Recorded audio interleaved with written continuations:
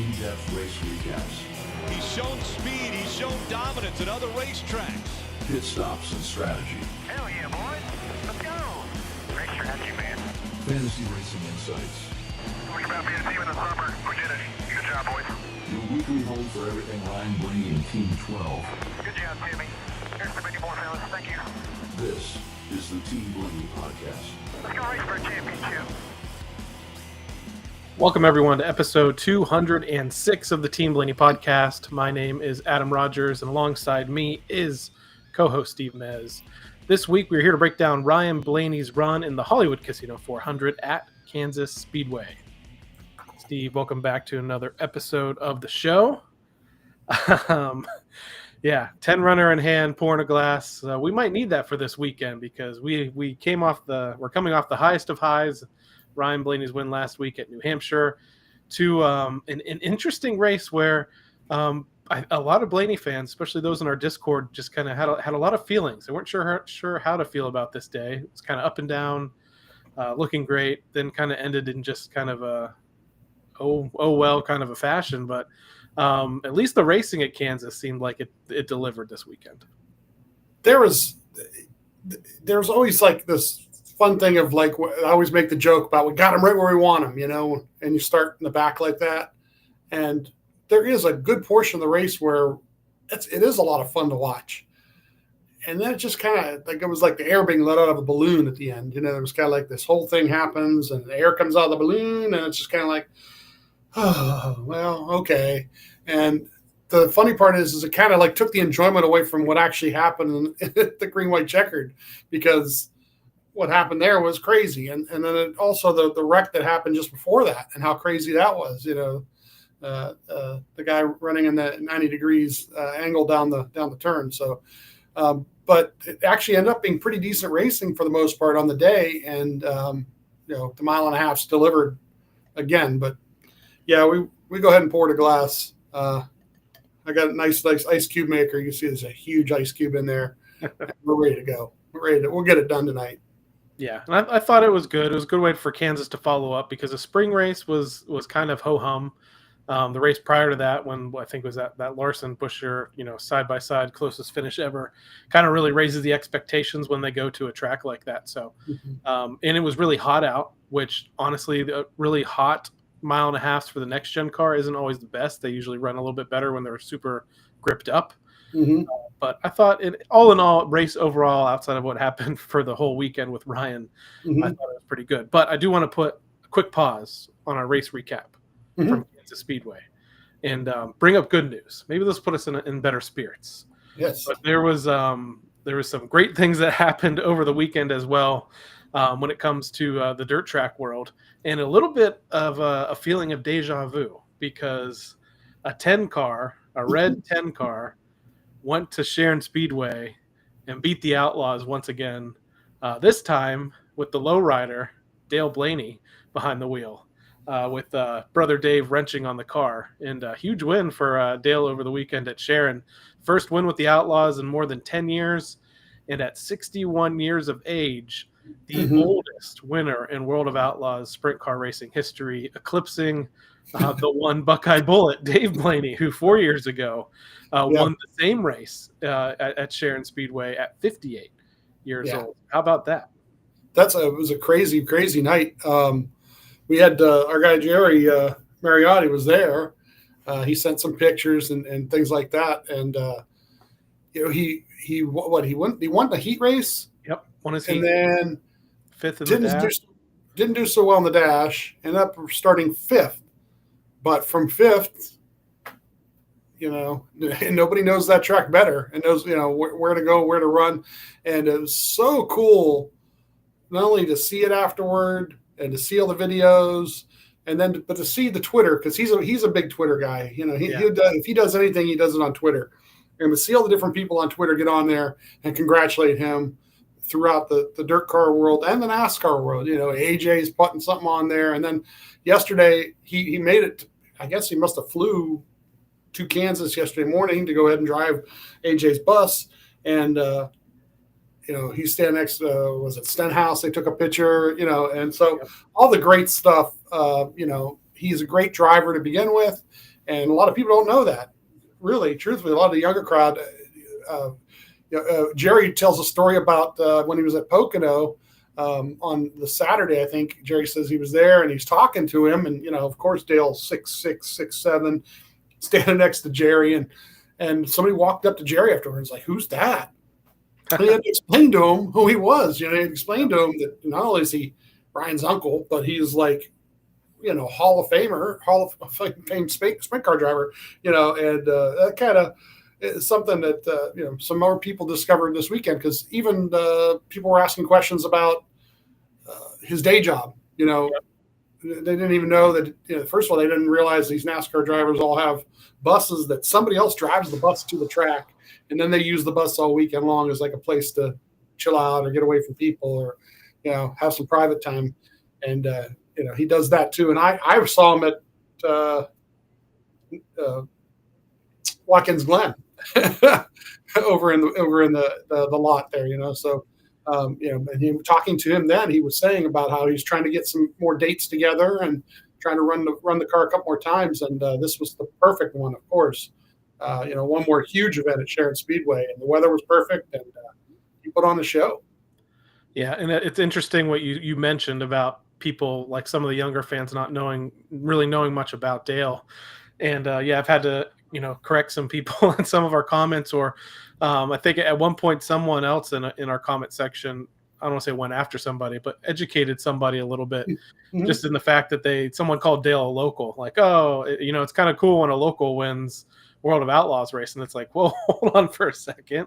This guy's a 6-time All-Star Circuit of Champions champion, a National Sprint Car Hall of Famer, more than 10 wins on the World of Outlaws tour in his career. But I think what has happened, though, is the dirt world has had an explosion of fans in the last 4 or 5 years due to Flow Racing and Dirt Vision and all the streaming services that are available, where people that maybe were NASCAR fans and started watching because of the guys like Kyle Larson and Christopher Bell don't really know the history as well. They know that the Blaneys raced on dirt and everything. They might know that Dave raced or whatever, but yeah, Dale is highly successful as well. Cool stat for this year. I think it was his 6th race at Sharon Speedway this year, and he won 3 out of the 6.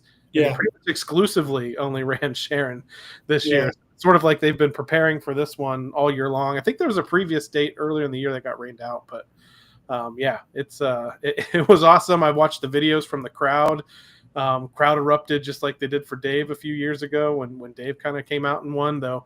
I think people expected Dale a little bit more because they've seen him race this year.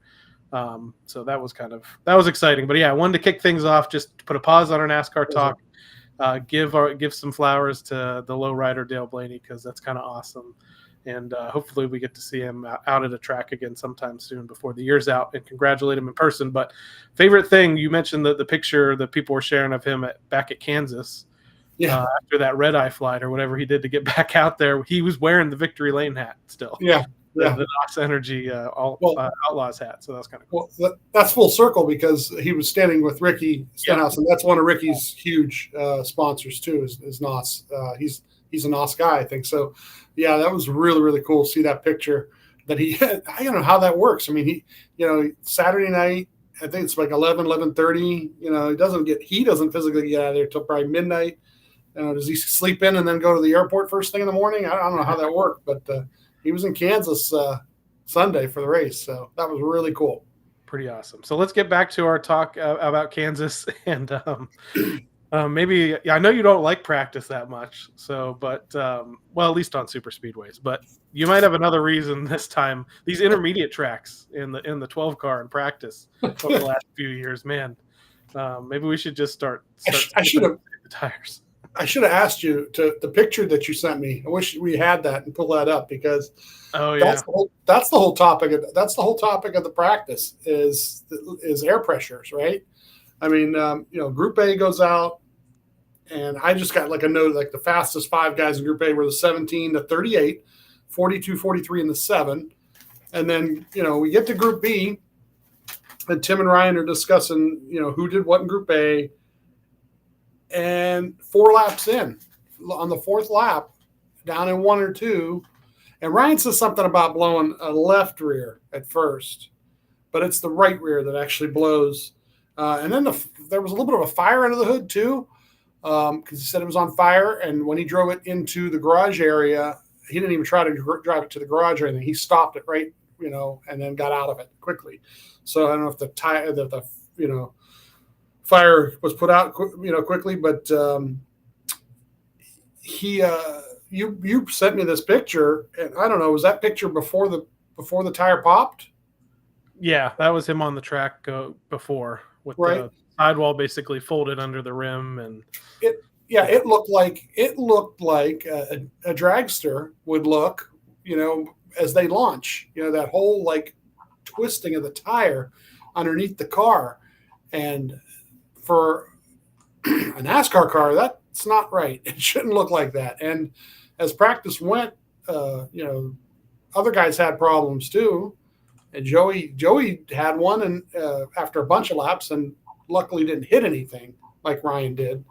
And then the Fast Five in that group ended up being the 11, the 23, the 19, the 9, and the 45, which is really kind of funny because there's 4 Toyotas, and then the 9 car are the Fast Five in the second group. Now, it would have been interesting to see where Ryan would have laid out in there, but they don't get a chance to even run a qualifying lap. And then during qualifying, the 19 gets the pole, and then you've got the 2 comes off of 3 and 4. Looks like he's got a lap that might put him in the top 5, and he loses the car a little bit. 22, coming to the green flag for his lap, loses it coming out of 3 and 4 a little bit, and he just aborts on the lap. Just setting up a melee, of guys having to start, the Penske guys all having to start in the back or near the back. I have found the picture. Do you want to see the picture? Oh, if you got it, sure. Throw it up there. Real quick. Look at this thing. Oh, yeah, look at that. I mean, that's crazy. That's going to be your problem area right there. And they talk about this happening, like your tire gets damaged like within the first couple, or couple of times on track. And the broadcast did a really good job of showing when they kind of bottomed out, the little puff of smoke before he made it through like the other part of the turn and it eventually tearing out. But yeah, that's going to be what you don't want to see. That's a little possibly too aggressive. I mean, I didn't hear anything more about whether or not there was a puncture or anything. I think since we didn't hear that, it very much probably was just the air pressure. Yeah. So for that track, it was a new right side tire. First off, so they were going to try some things. Secondly, you won the week before. You're into the next round, so you are the test car for the other guys on the team that are in the playoffs. I mean, you just are. So you are out there doing what they did, and if it works out as the practice goes along, well, now for the race, we know we can do this. We can get away with that, and all 3 of you will end up doing that during the race. What it did end up proving is that it was not going to be a strategy or something they'd be able to do for the race. So, was not a good way to start the weekend. And like we always say, though, now we're going to be in the back and we're going to watch them go forward. And if you've got the in-car camera, it's a fun ride to watch the race from. So we get to Sunday with stages of 80, 165, and 267, 9 sets of tires. And I believe they had to borrow or buy a pair of scuffs from somebody, right? I think there's something about that where they usually, like Rick Ware Racing, will sell them their scuffs or whatever. Fuel run of 62 to 68 laps. To the rear with a stop and go penalty are the 71 and the 88. And then the adjustments to the car, of course, the 12 ends up in a backup car, and then the 22 makes adjustments. Whatever they felt, they kind of felt they have to look at whatever it was. The 19 gets the pole, of course, and pit stall 10. And this is behind the 60, but in front of the 45. So a little bit tricky as the day goes on, a little bit with the 45. The 60 ends up in trouble at certain points, so they're not in the way at certain points. So we're going to be rolling out 37th here. The 71 ends up dropping behind us with his penalty. And, at lap 1, up to 34th right off the bat, and we're trying to follow the 22. And I put this note in here. If you go to like the NASCAR app during the race, there is a couple little segments you can do. One of them is comparison, right? And you pull up two cars, one on the left, one on the right, and the comparison will give you a blue line and then and a gold line or yellow line for the two guys you've picked. And if you watch the 22 and the 12 during the race, there's over half of the laps probably running the race. They're right behind each other. Or I'm going to say the 12 is behind the 22, actually. So he spends a lot of the race behind him, pushing him, and trying to make sure that he gets further until there's a point in time late in the race where he's just faster than him and he has to pass him finally. So lap 3 here, passing the 51 and the 10 to get to 32nd. Lap 4, passing the 8 to get to 31st. Like I said, the 19 is leading at this point. By lap, let's say here 19, we passed all the way up to 26th place. Lap 23, passing the 99 for 25th. At lap 25, he gives a balance update, says a little bit free. We passed the 16 also to get to 24th, and the 11 is leading in by this point. At lap 31, passing I believe the 23, because I think he starts a pit cycle. And at lap 32 here, passing the 2 to get to 22nd. And this cycle starts by lap 37, we're P1. So we get, all the way up there, but then we pit the next lap, or 2 laps later, I'm sorry, lap 39, and run a 9.960 second stop. And it's probably worth doing. I thought they'd go a little later, actually, to tell you the truth, so they have fresher tires at the end of the stage. But lap 41 here, comes back out in 27th, 1 lap down to the 6th car who tries to run the long game here. Lap 43 here, gets the lap back, 26th. By lap 50, we're passing all the way up to 23rd here. Lap 52, passing the 51 who pits to 22nd. At lap 53, passing the 42 to get to 21st. At lap 55, we get a caution for the 51. And it takes some extra pace laps to open pit road because the 51 was over in that part of the track, and they had to get him out of the way. Once he comes off the track, he's on pit road in the way for a little bit. So Jonathan says, bring it to us for a number 2. They take 4 tires here. They go in 21st, out 19th. So they gained 2 spots on this pit stop with a 9.920. Couple of the guys ahead of him took 2 tires, the 11 and the 22. The 11 takes the lead with this. The 11 chooses inside. Ryan chooses the outside. Restart lap 62 here, sorts to 19th. At lap 64, passing the 60 to get to 18th. Lap 68, passing the 2 to get to 17th. Lap 70, the 4 and the 47 are in front of him, running really hard side by side. So it's kind of like don't want to be the third man in here and just kind of like trying to figure out how to pass them both. So at lap 74, he finally passes the 4, and at lap 77, he passes the 47. So he's up to 15th. At lap 79, passes the 24 car of all people. They get to 14th. So first stage ends on lap 80, 11 winning the stage. Ryan 14th. Kind of really good run, didn't have to do anything goofy with strategy. Didn't do anything like, we're going to take 2 tires to get track position. Didn't do anything like that. And just drove his way through the gear, picked his way through. So this car had a lot more speed than people knew or will ever find out, to tell you the truth. Yeah, I thought if, things had gone normal in practice and they qualified in the top 10, the goal would have been to get as many try to win the stages and get the playoff points and obviously try to win the race. But as soon as they started in the rear, I said to you, I was like, there's no reason to rush to the front. They really, at this point, stage points mean nothing. Mm-hmm. They just need to be there by some point in stage 3 to have a shot to get, either a win or just a good finish in general. Because at that point, the points didn't really matter. Yeah, a good finish is for a momentum type of thing. The only thing that really would matter is to try and win the race if you had a shot to, because that's the 5 bonus points for the next round. But this pit stop, a little long. There was I think it was hung up on the right rear for just a second, because it ends up being like an 11-second stop, and they lose 1 position. So they come out 15th. The 20 car takes the lead, and I believe he took 2 tires, and that's kind of how he did it. And the 11 car had an 11.740 stop and is all the way back to sixth. And I don't know, sometimes I catch these things, sometimes I don't. But what's interesting here is the 11 is running with two different members of the pit crew because they're serving the penalty from Bristol now. So on this choose, the 20 on the bottom, Ryan on the top, restart lap 87, sorts out to 13th. And then at lap 90, a caution for the 42 and the 60. And we're up to P13. We're here with the 20 leading. And for the next choose, the 20 takes the bottom. Ryan takes the top at lap 94 here with the restart. Sorts to 10th. A couple of these restarts on the outside when he's able to push are really, really good restarts. And at lap 101, we pass the 47 here. We get passed by the 22. We pass the 47. So we're back to 10th here.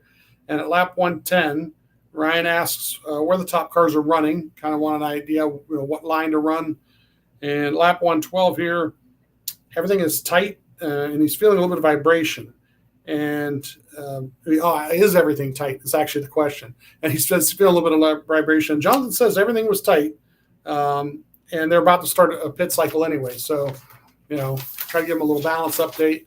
And still talking about a vibration here. And he tells them we're ready at any point. So they already have the tires ready, whatever they were going to do.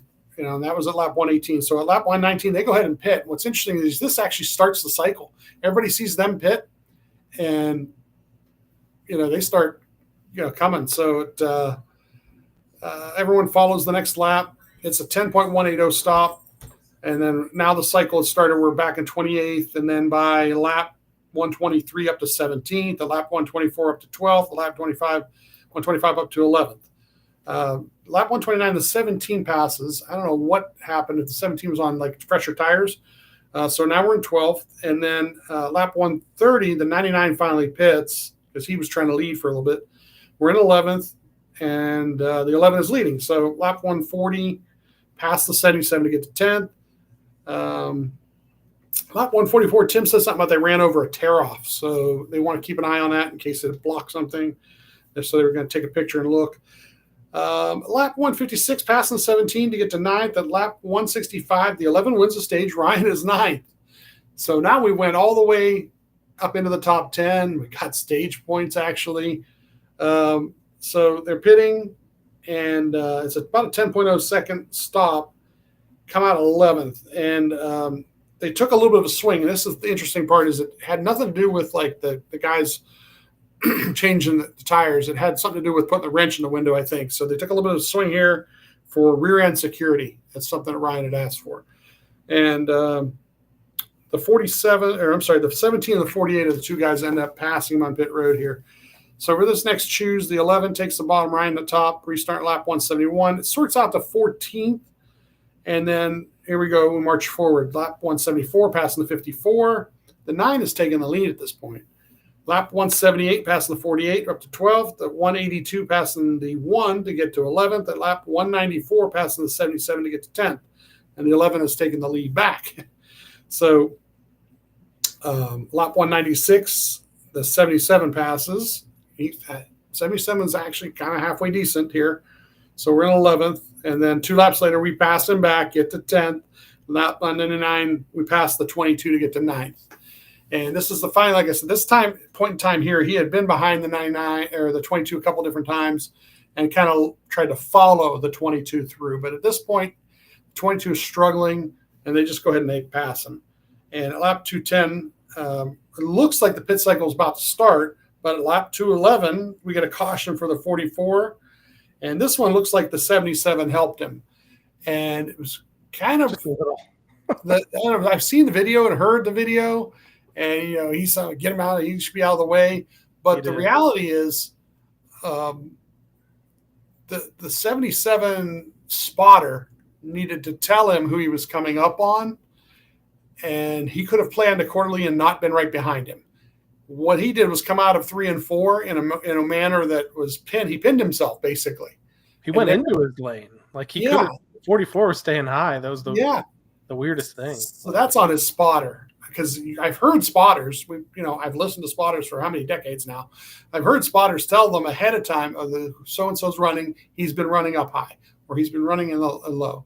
Well, Tim did in this race. The 44 is 2 cars ahead. He's been Yep. staying here. Like he did that every time they went to lap him. So Yeah, so that I think is on his spotter more than it is anybody else. But so this pit stop here, they're right behind the 45 kind of pit road, and that's kind of dangerous because the pit 45 is going to pull off before him, so you got to give him a hair of a gap.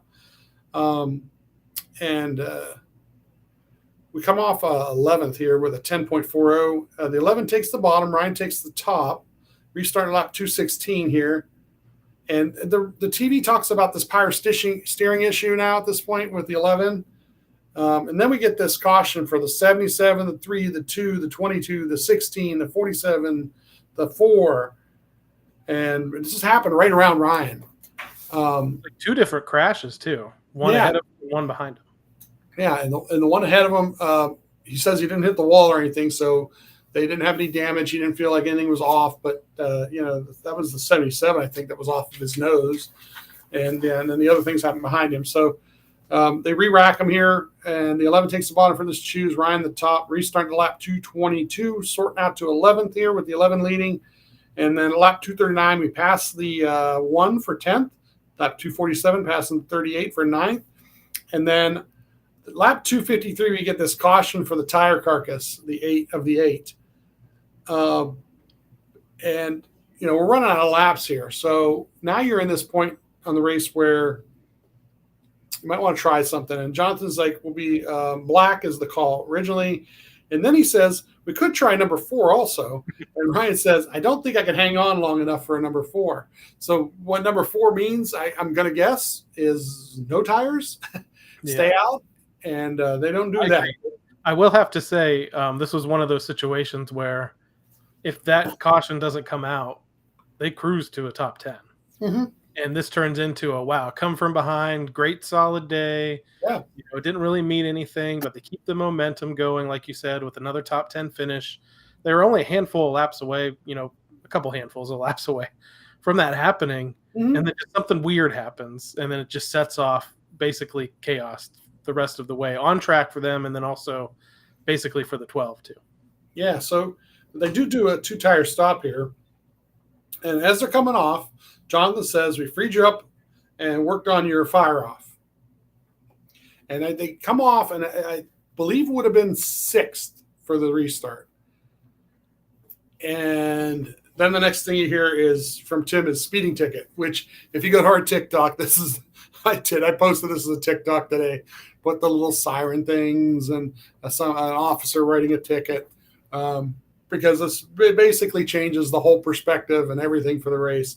And it's so funny is if you listen to all the way to the end of the TikTok, Ryan says something about, I'll be back in for the left side tires. Yeah. So he said post race, basically he launched out of the box in the wrong gear. Mm-hmm. And then he says when he went to hit the next gear, he already knew it was too late. He tried to slow down to make up for it, and he knew, and they talked about it, and they were all calm. And I always joke, I'm like, it's interesting how when it's a driver mistake, everyone's always calm and nobody blames anybody. Yeah. But I think in this case, the win that they had previously, they knew that, the points really weren't going to matter. Well, if they could have come out 6 here, maybe with their, I know they said they worked on fire off speed, but maybe they weren't really going to be a threat to win anyway, so nobody's feelings were hurt. Yeah. But yeah, it was unfortunate because, like I just said, they are going to cruise to a top 10. Now here, the 2-tire calls all day pretty much had been working, especially on shorter runs. So they were going to be in a good spot here, but it was just, this is where like it was deflating though. I felt like it was just like, we watched this whole day, watched them climb all the way to the front, and then boom, sent to the back. With what ends up happening, let's say that he is 6th, he would have been in front of 1 or 2 other people, including he was in front of Denny. Denny would have come off 7th. And the 9 would have been a spot further back too, and maybe chose different on the choose. And if these are all ifs and buts, right? But let's just say all those things happen, and then we have 2 restarts, 2 green, white checkers is what ends up happening. You really don't know. I mean, if the fire off was better than other guys' fire off, he gets the right push from the right guy. You really don't know. So it would have been interesting, at least a possibility of top 5 even, instead of the top 10 they were going to get without the cautions. What ends up happening here, and this is something I think we had talked about right before the podcast, is now we're all the way back to P22, okay, because it's tail end, all the way at the back here. The 20 is leading at this point, and we're going to get all the way back. Now we're only worried about, and he's asked once or twice during the scenarios about where the 22 was in points, where the 2 was in points, and where they were running in the race. So now we're behind the 22, and he's a position. So we are not going to do anything to jeopardize the 22 for one more point. We're not pushing forward from here to the rest of the race. And it's on purpose, because if anything happens to 22 and he gets slipped up or nudged or moved back and comes backward towards us, we still want him to finish in front of us. Because if we finish in front of him, that's another point he loses. So at this point, it's just self-preservation, try not to wreck another car involved in a melee. So restarting at lap 257, sorts out the 21st here. And then we get a caution for the 77. And then we now at this point, the 23 is in the lead here. And he takes the bottom. And the 20 on the top. The 45 is pushing the 38. The 19 is pushing the 20. Ryan is 21st.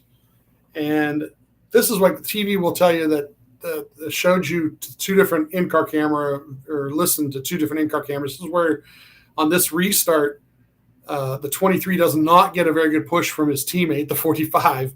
He complains about it during the next caution. The 45 also apologizes during the next caution. He knows he screwed it up. But this next caution is the wild one, where everything goes crazy, and the 38 is on his side going down turn 4, what NASCAR Chasm called a 90-degree banking turn. Just crazy. What was the 42 doing? What was the 42 doing? That is the thing. If you go back and watch this video, is like he's just crashing people. I'm going to go crash him, and then I'm going to come across the track and get 2 more guys. The 21 Josh Berry's audio afterward was funny as hell. Just I feel horrible for him, because he was an innocent bystander, and he ends up being part of this thing. And Ryan was about like a foot away from being clipped too. So yeah, he just barely threw in the 21. Honestly, I think is the one that got it. Got it instead. Yeah, just barely missed it. The red flag the race here. The 54 got taken out in this too. Red flag takes about 8.5 minutes. So for now, the next choose comes up. The 23 on the bottom again, the 20 on the top, the 45 pushing the 23. Hopefully, we'll do a better job this time. And the 19 is pushing the 20 on the top. Now, Ryan is all the way up to 18th at this point. But like I said, once again, he's keeping an eye on where the 22 is and trying to make sure the 22 pushes in front of him. So this green, white checker here is where everything else happens that we'll talk about here. Because, into 1 and 2 on the restart, and we're actually wasn't in 3 and 4. I don't know. The 20 and the 23 almost tangle, where the 23 almost puts the 20 into the wall. And that brings everybody to them. It kind of right. It gathers up everybody behind them to get a little closer. And after the first lap, though, of the green white checker, the 23 is leading. And out of nowhere, the 11 makes a run and gets to him. And they go down to 3 and 4, and the 11 gets under him. And the 11 basically takes him up into the wall. And as they come down the front stretch, the 9, who's the first car on 4 fresh tires. And like I said, once again, if I go back to Ryan not having a speed penalty, maybe Ryan's in the mix in this. You know what I mean? At this point, he's got 2. Everybody else has 2. Maybe he got a proper push. Maybe he wiggled his way between a couple of these guys. He puts his foot down at that point.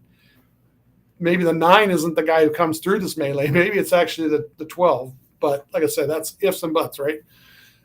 But the 9 does this great job coming down the front stretch and takes the win. Yeah, he said it. The 11's coming back down the track. The 9 doesn't lift, and they meet, and they door slam the heck out of each other, and it gets it really basically that's how the 9 wins. The 11 gets out of shape, and the 9 scoots through for the victory. I mean, I definitely wanted Bubba to win. Bubba winning also was going to throw like a lot of Toyota chaos in as well. And I think that's part of the problem that Bubba had really leading was the fact that he was out there. He was almost basically in a must-win situation. He definitely is this week. And I said I told you, I think I said to you, he's around a bunch of friends that don't have the ability to really help him, because his teammate is going to try to give him a good push, but then be worried about himself. Mm-hmm. Reddick needs to win. He needs to win. Then you got other guys behind him. Even the 20 still wants to win. The 19 was back there. The 19 doesn't want the 23 to win, because if the 23 wins, the 19 suddenly is only 1 point above the cut line. So it's just like I said, he was around a bunch of friends that just couldn't afford to help him out really, and it creates a little bit of chaos. Yesterday I was more heavy on Denny, like what an idiot, how could he do that? He owns the team.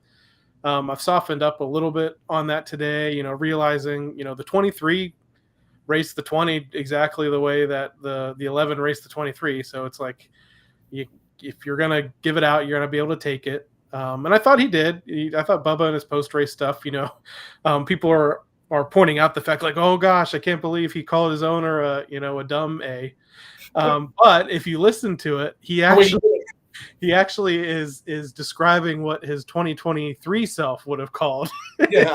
So I said, oh, that makes it okay. He's saying like hypothetically what he would have said back then. And he was still a little tense about it in some other interviews with some other people, but he did still go up to Denny, and told him good job after the race. Yeah. Denny's podcast today, I haven't listened to all of it, but the podcast title was even like, I won't apologize, was the title of the show. And he went through all of his reasons and said he's the driver of the 11 car. On Sundays, he's with Joe Gibbs Racing. Monday through Saturday, he's with 2311. He wasn't even thinking about the implications for the 23 at the time. And no mention, at least again, I haven't listened to the whole thing, but yeah, no mention of the power steering stuff really at all in what I've heard so far. But he just said he got tight and his car went straight, and he wishes he entered the corner a little bit different than he did.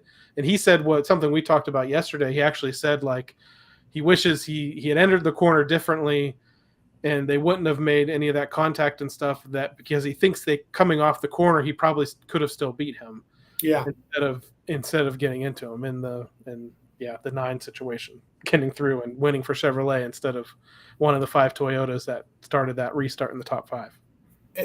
I've tried to soften a little bit as we, talked about it beforehand, before we got on the broadcast here, but there is one part of me that like listens to Ryan and how he ran like with his teammates there in that race, knowing that he's already in the next round and he's trying to help the other 2 cars get to the next round. And that's the only thing in my head is like, you would think that maybe, and I wasn't listening to the 11 communication, but maybe he would have thought a little bit about what he was racing around and who he was racing around. But on the other hand, if the 45 or the 23, but mainly the 23 at that point, wins the race, all of a sudden the other Gibbs cars the 19 becomes on the cut line. Yep. So there is something to be said for teammate versus owner, which is really tricky. You're in the car, so you're a teammate at that point. You can't be thinking from an owner standpoint. But on the other hand, it was a low percentage move. It was a Michael McDowell move, down into the corner like that with him. And if there was some sort of power steering issue that, like you said, you didn't hear nothing on the podcast yet, but if there was some sort of power steering issue, you've made a really low percentage move and you're really hoping that 8 tires are better than 4. But everybody else had ganged up behind him at that point too. And the 9 car really, like you said, never lifted. So I kind of just think there was just for somebody of his experience in the Cup Series that may not have tried to do that. But then again, you listen to the interviews right afterward, and he was more worried about that 60th win than anything else. And he said for his dad once or twice. So it makes me really wonder if there's like some stuff going on too, that's not good, that, for sure. It just kind of makes me wonder about those kind of things. But the reality is it could have been a little different, could have been better. And it's funny, is like we had just talked last week or two about Chase Chase's win total for his career and how Ryan's starting to catch it. Yeah, then he right away. What do you think? Something Denny did bring this up too. What do you think if this was in Denny's mind and he put the owner cap on that last lap? And what if there was a perception that he let off and let the 23 win? Can you imagine the firestorm for that too? Well, how do I describe this? Okay, so where's the firestorm coming from? Maybe that's the best question. Well, the same people that it would come from no matter what. So as a pure racing fan looking at a playoffs and how the playoffs work, and knowing that he's the owner of that car with Michael Jordan, I would have been like, oh, that was a smart move. Because he's already, Denny, per se, is already into the next round pretty much. He just has to show up next week, right? He's got another good finish under his belt, somewhere in the top 5 at that point, maybe second, and if he does it just right. And he got his car into the next round, a car that's not going to make it any other way. And to me, that's the way I'd have been thinking. So who are the people that would have caused the firestorm? You know what I'm saying? Yeah. Like I said, the people that would no matter what. So right, exactly. Should I use a code word or should I just come out and say the word? Right? Because it would be a group of people who would be more worried about that than anything else, and not be like, well, this is a team sport, and and having an owner. Like I said, it's a most unique situation having an owner on the track running for one team, and then still owning the cars on another team out there. And it really does kind of cloud sometimes what you might do. It really does. And in this scenario, it's a millions of dollars situation. Although for an uncharted team, I guess not. Right? Yeah, Denny made a joke about that too. He's like, actually, it's not really that big of a deal anyway because they're not chartered, so they're not really getting the bonus money and everything that they normally would. So the Clyde Elliott goes on and wins the race to the delight of the crowd and to the delight fire up of the siren. And kudos to him. I mean, I've talked about him. I have nothing against Chase. Ryan and Chase are good friends. I've just kind of described him in the last several years of just kind of being indifferent. Like, Gen 6 Chase, where he was winning all the time, winning a bunch of road course races, most popular driver, all that stuff. Like, at least, it made sense for him to have the personality maybe that he had, because his work on the track was kind of doing the talking for him. But in this Gen 7 next gen era where he's not as successful, but still extremely consistent. He led the points of this year, has probably one of the best average finishes, if not the best, in the series, had a win already earlier this year. Like, yeah, he's not the Chase of old, but I think that maybe is what kind of give people this perception that, something was wrong or that the crew chief needs changed or whatever, and just forgetting like, no, he's still a pretty good driver. He's just not flashy and whatever. So, but his personality after the win, I thought was pretty good. So, yeah, I hate to see another good car advance, but here we are. He's the most consistent Hendrick guy all year. That's the funny part. Is like if you looked at the last couple months for Larson, not so good. The 24 was out to lunch yesterday. The 48. Hasn't been good for weeks, and he's the most consistent one. He's got top 5s, top 10s, shows up every week, pretty consistent, gets closer, takes the opportunity when it's there, like yesterday. And he's got this whole Burt Reynolds mustache thing going on right now. Honestly, that's something he needs. Yeah, I think that's a little bit of a flavor saver there, So Ryan Blaney and Chase Elliott have both advanced to the round of 8 in the NASCAR Cup Series playoffs, and this is where the rest of the standings sit right now. Kyle Larson is in third technically, 54 points above the cut line. Denny Hamlin's 48 points above the cut.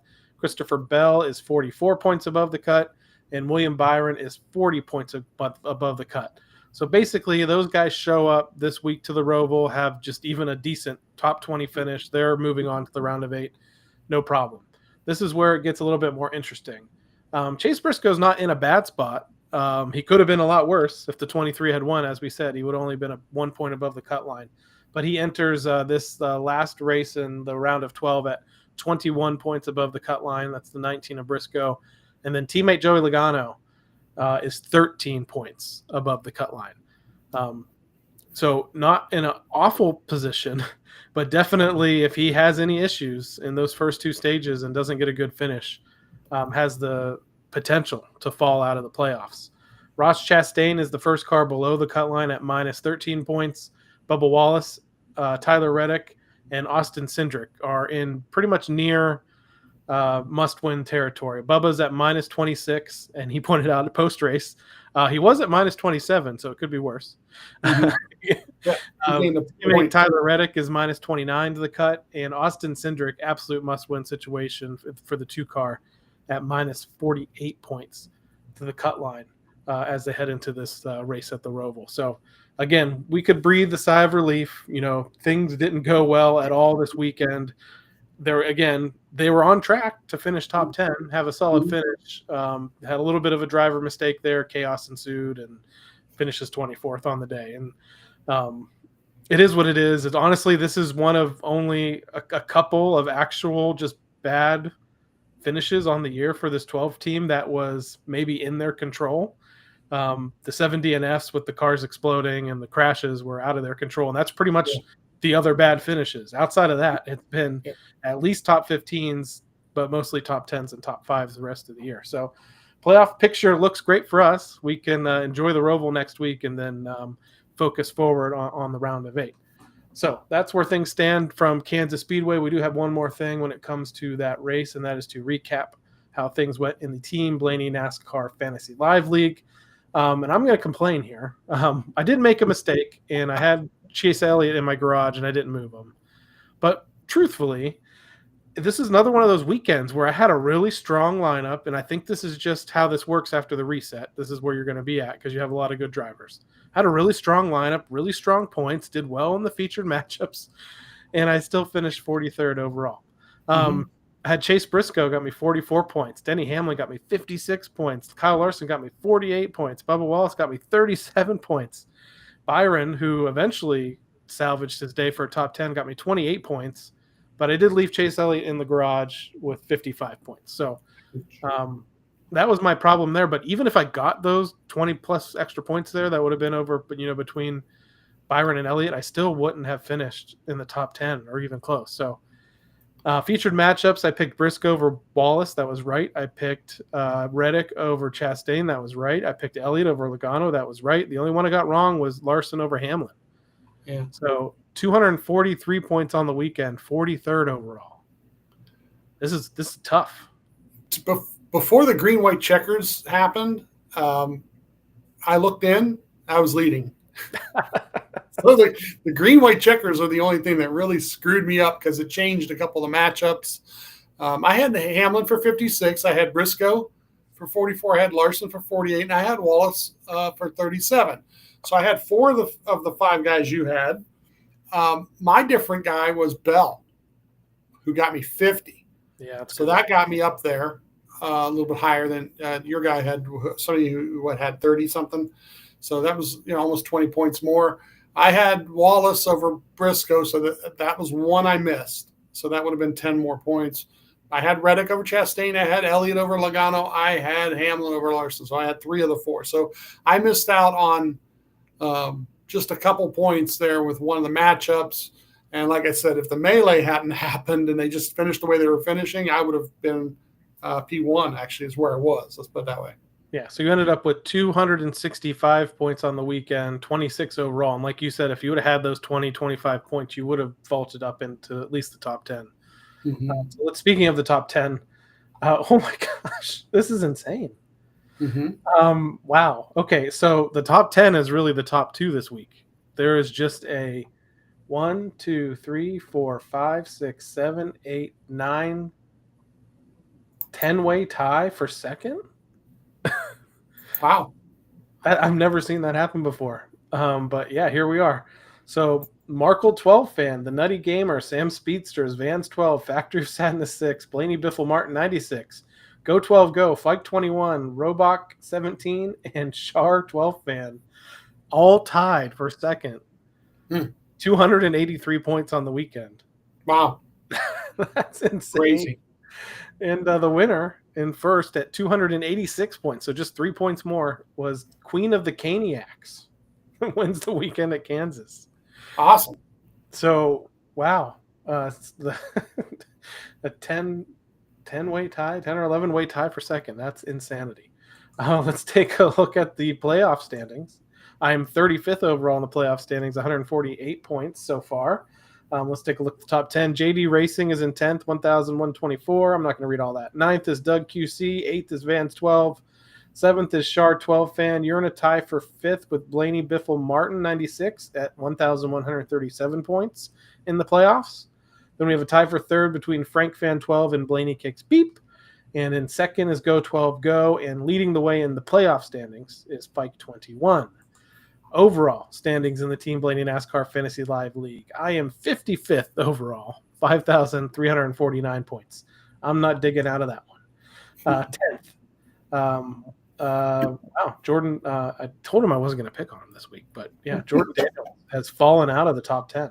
Yeah, what the heck, man? What the heck? Down. He's in 12th. 10th, the Daisy Dukes, 5,839 points. 9th is Blaneyhack 10, 5,840. Your team Meds 12 is in 8th, 5,912. Dr. Race Chaser is in 7th, 5,930 points. Blaney Kicks Beep is in 6th, 5,941. And 5th is Go 12 Go, 5,952. Pit Stop Pro is in 4th, 5,968. Former champ Clyde's Chicken Pit Racing is at 5,991 points. And the fight for the lead is tight. Second, Vans 12, 6,025 points. First overall, Alyssa C., who's been in the lead for a while, 6,027 points. 2 point gap here between our first and second place overall in the Team Blaney Fantasy Live League. That's pretty crazy. Yeah, I hope they battle. We all catch up to them. They're battling. Right? Work on track, right? Yeah. Yeah, that's pretty impressive. So that's where things stand when it comes to the Fantasy Live League. And that brings us now to this weekend's race for the NASCAR Cup Series, the NASCAR Xfinity Series. And this year, I think for the first time, the NASCAR Craftsman Truck Series are all headed to Charlotte Motor Speedway. But this time, it's on the Roval, the road course. Yeah. Kick off on Friday, October 3rd, 3:30 p.m. Eastern time on a Friday, prime time.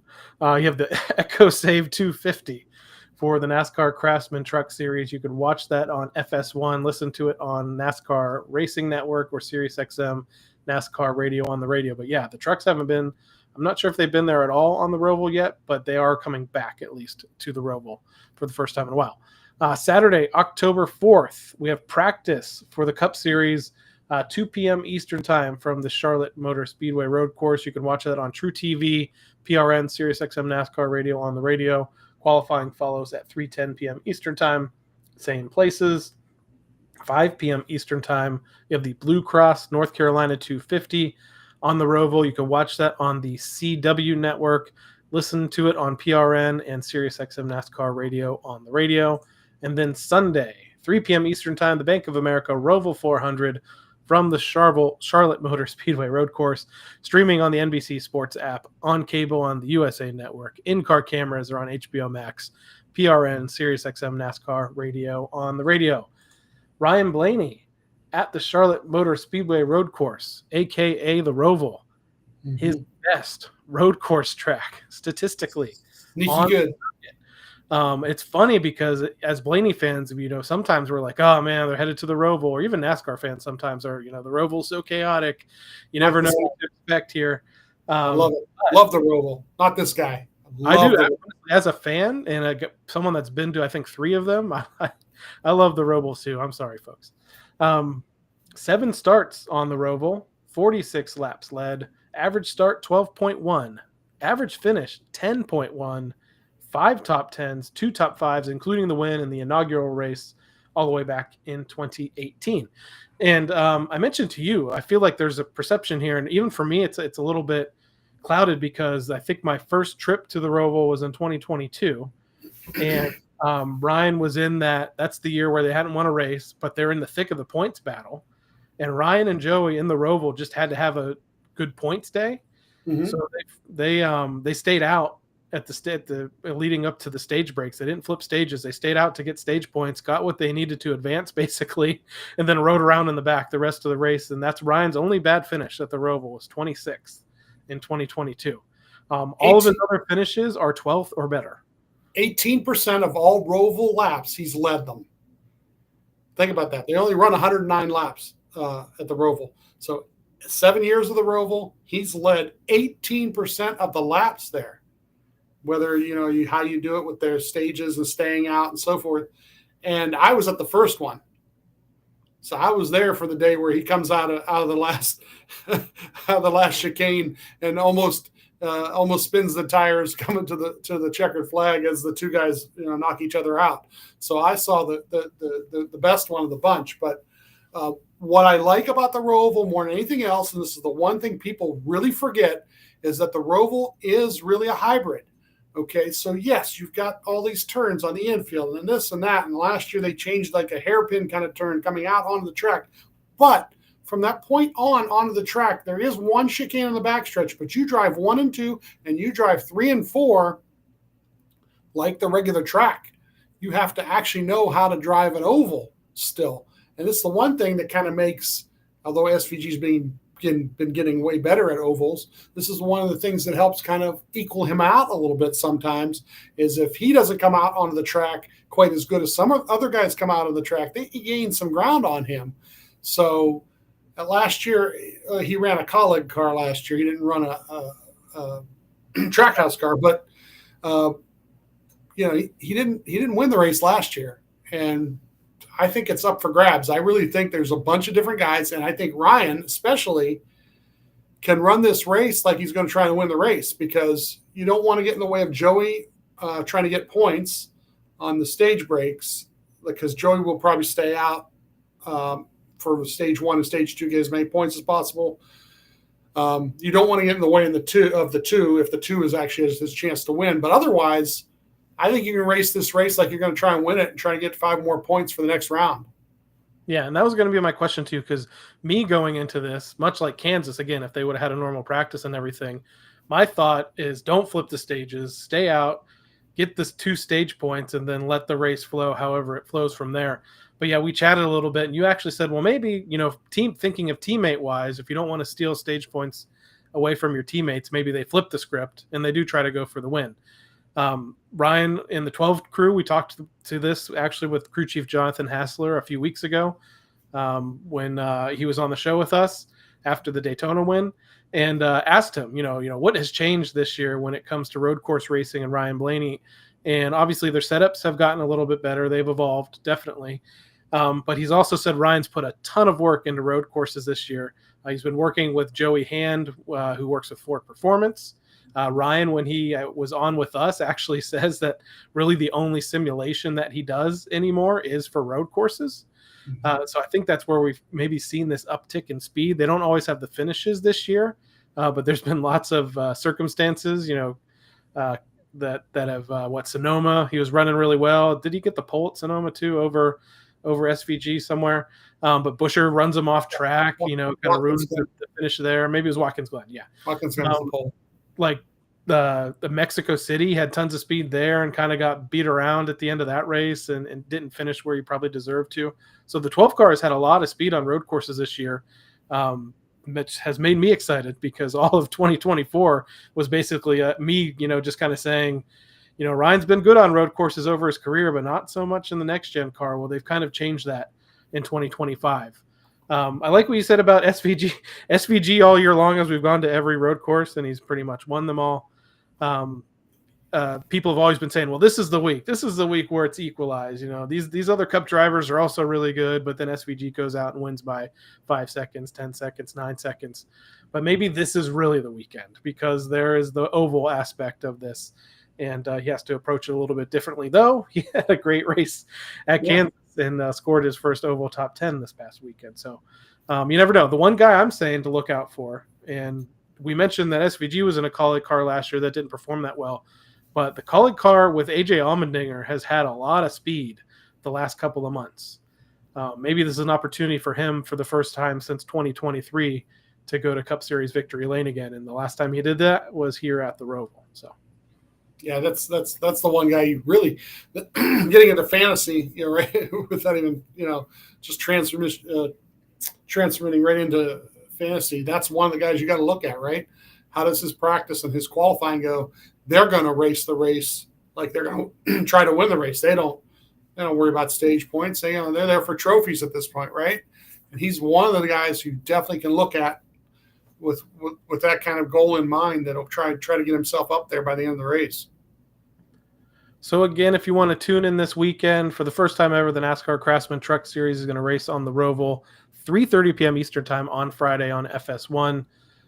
Saturday, October 4th, you have practice and qualifying for the Cup Series that starts at 2 p.m. Eastern Time on True TV. The NASCAR Xfinity Series races at 5 p.m. Eastern Time on the CW on Saturday. And then the Cup Series race, the Bank of America Roval 400, 3 p.m. Eastern Time, streaming on the NBC Sports app, USA on cable, HBO Max for the in-car cameras, PRN, SiriusXM, NASCAR radio on the radio. Well, Steve, I think that pretty much wraps up this week's episode of the Team Blaney podcast. Shout out again one more time to the lowrider Dale Blaney for picking up that World of Outlaws victory at their home track at Sharon Speedway over the weekend. That was awesome to see.